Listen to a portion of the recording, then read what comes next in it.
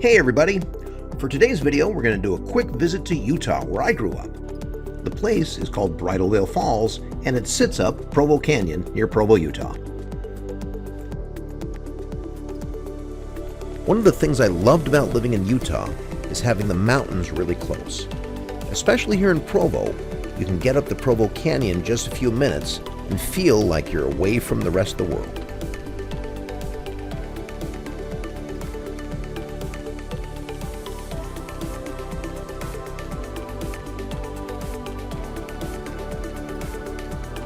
Now, when I was in middle school, there was actually a tram. You can get on here, there was a cable that went up to that way, and there was a restaurant up by the top of the falls that you could visit. So the tram was built in the 1960s. It gave you a great view of the waterfall as you passed over it, and then led to a restaurant up at the top.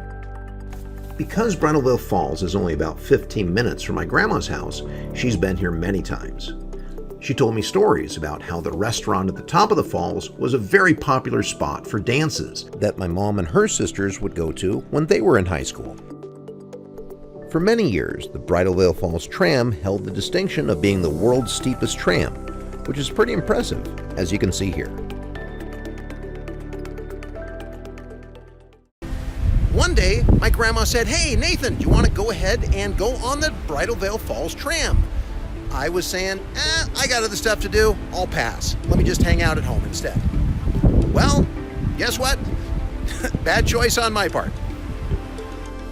Now, a regular problem in the Provo Canyon are avalanches, an example of which you can see in this 2013 video.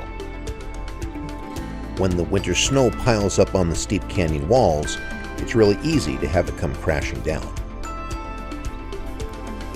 And that's exactly what happened in the winter of 1996, as you can see in this video. A huge avalanche came down and wiped out not just the tram, but its supporting building down at the base of the mountain.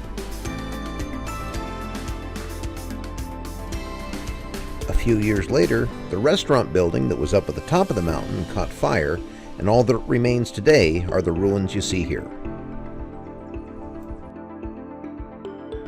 So even though the tram is now long gone, Bridalville Falls remains a beautiful place and a destination that people come from all over to see.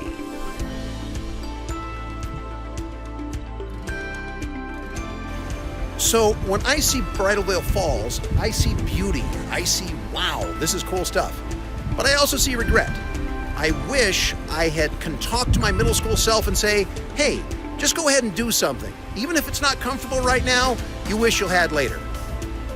So today's challenge is to do something now that you won't regret later. It might be giving your grandma and grandpa a call. It might be talking to a friend. It might be trying out for a team that you're not sure you'll make. It might be just reading a book that you maybe never think that you'd be interested in. Whatever it is, find a way to push yourself now so there's no regrets later on.